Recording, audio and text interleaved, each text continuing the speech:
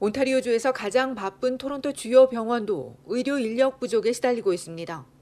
지난 연휴 기간 온주에선 25개 병원이 중환자실과 응급실 운영을 중단했습니다. 주로 토론토 외곽 지역 병원에서 이런 문제가 있었는데 토론토의 유니버시티 헬스 네트워크도 중환자실 3곳이 위기 상태인 것으로 확인됐습니다.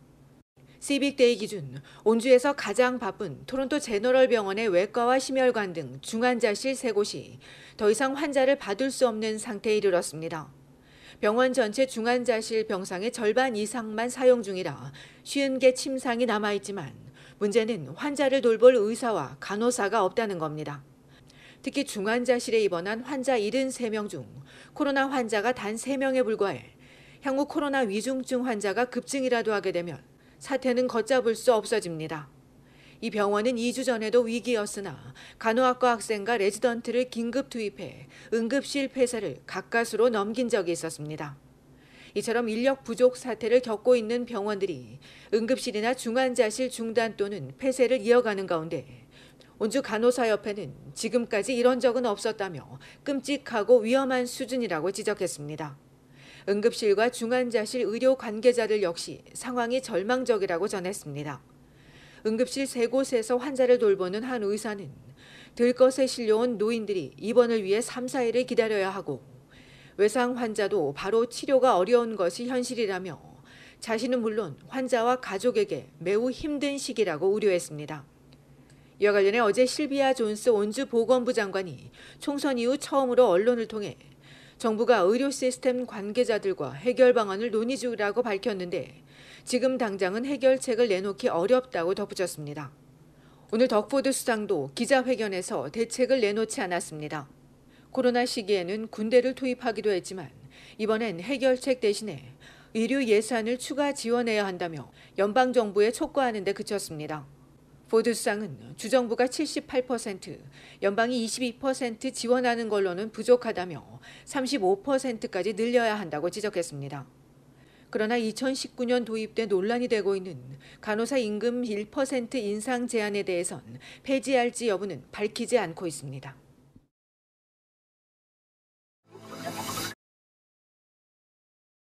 지난해 전국에서 성범죄와 살인, 증오, 총기 등 강력 사건이 증가한 가운데 디지털 범죄도 급증했습니다.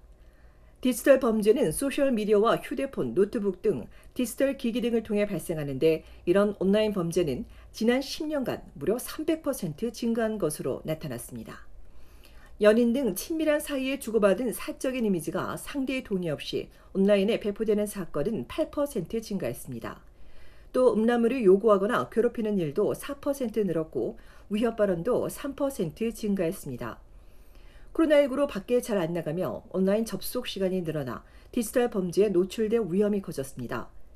2021년 사이버 범죄와 관련한 괴롭힘이나 위협 행위는 15,500여 건에 달해 2019년보다 21% 증가했습니다. 특히 어린이들을 대상으로 한 온라인 요인은 무려 120% 증가했는데 올해 들어선 유사 범죄가 한 달에 300여 건에 달하고 있습니다. 아동보호기관은 온라인 아동 성적 학대가 심각한 문제인데 더 큰 문제는 피해 아동들이 어른들이나 기관에 알리지 않고 스스로 해결하려는 데 있다고 지적했습니다.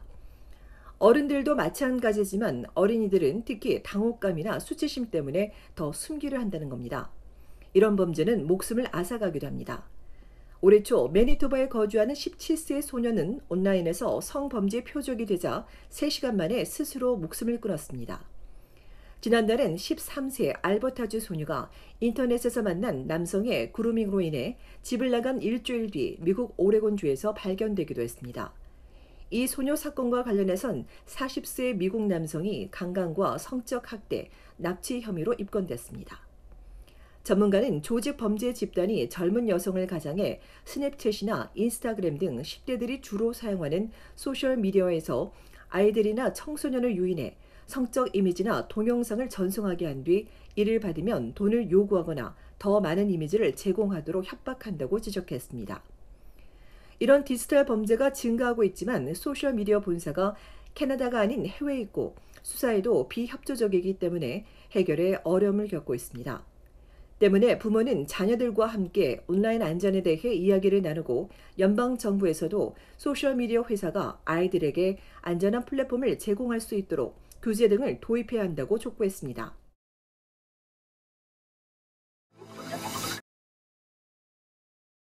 앱 사용자 동의 없이 위치 정보를 수집해온 팀홀튼의 보상을 두고 고객들이 불만을 쏟아내고 있습니다.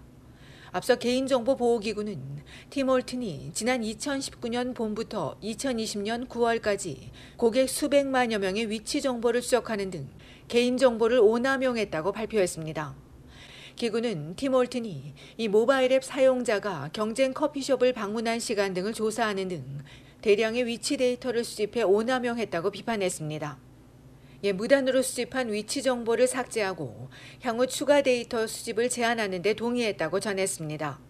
이후 팀홀튼은 자사 앱과 관련된 집단 소송에서 합의에 도달했다며 앱 사용자들에게 무료 음료와 빵을 제공할 것이라고 밝혔습니다. 아직 보상도 시작되지 않았지만 고객들 사이에선 불만이 나오고 있습니다. 팀홀튼이 1년 넘게 고객 몰래 정보를 수집했는데 고작 무료 커피와 빵이냐며 고객을 우롱하는 처사라고 비난했습니다. 다른 고객은 보상액이 $6 19센트라고 했는데 팀홀튼에 $6 넘는 음료가 있냐며 비꼬기도 했습니다. 또 다른 고객은 팀홀튼의 보상이 슬프면서도 모욕적이라고 지적했습니다. 한편 팀홀튼은 이번 보상과 관련해 대상이 되는 앱 사용자에게 관련 이메일을 전송했다고 밝혔습니다.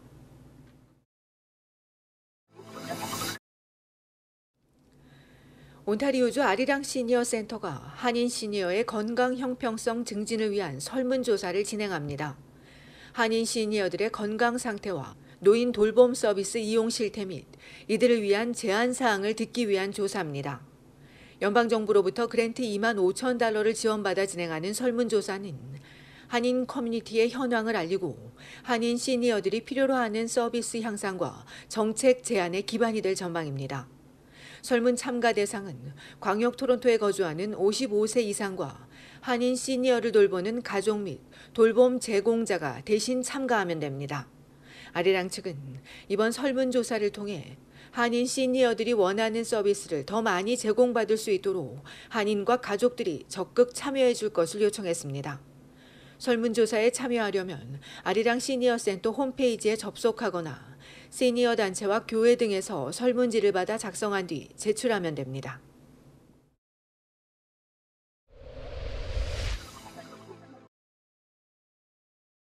오늘 새벽 0시 45분쯤 온타리오주 토론토 동부 페입 애비뉴와 제라드 스트리트 이스트 북쪽에 위치한 반단독 주택에서 화재가 발생했습니다. 이 불로 한 명이 숨진 채 발견된 가운데 소방당국이 정확한 화재의 원인을 조사하고 있습니다.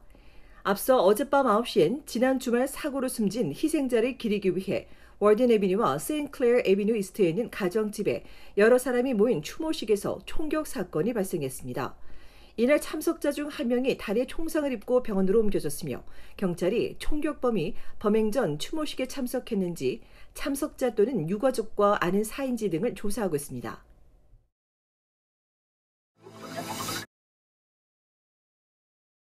야생동물이 자주 출몰하는 캠핑장에선 항상 조심해야 할 것으로 보입니다.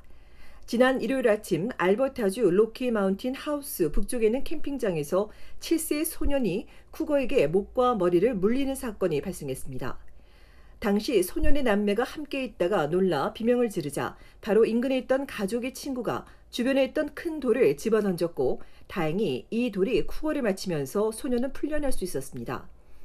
이후 에드먼튼 병원으로 이송된 소년은 머리와 목, 가슴 수술을 받은 뒤 회복 중에 있습니다.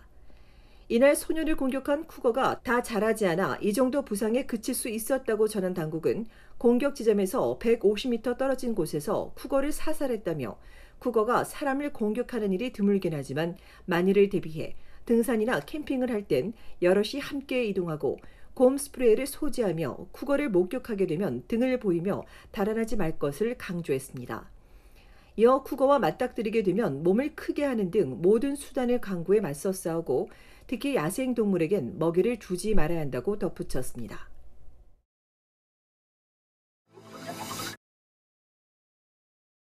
온타리오주에서 로블로스 관련 불매운동이 진행되고 있습니다.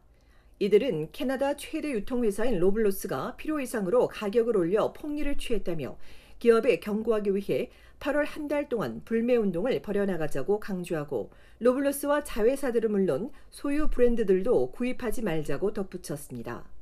로블로스는 현재 노프레스와 샤퍼스 드럭마트, 슈퍼스토어, TNT 등 여러 마트를 소유한 건 물론 프레지던트 초이스와 조 프레쉬, 라이프 브랜드, 파머스 마켓 푸드 등 자체의 브랜드를 운영하고 있으며 이외에 여러 브랜드도 소유하고 있습니다. 이에 대해 찬반 논란이 있는 가운데 일부에선 로블로스 관련 소매점이나 마트가 전국에서 운영 중인데 이번 불매 운동이 과연 영향을 미칠 수 있겠냐는 지적도 나오고 있습니다.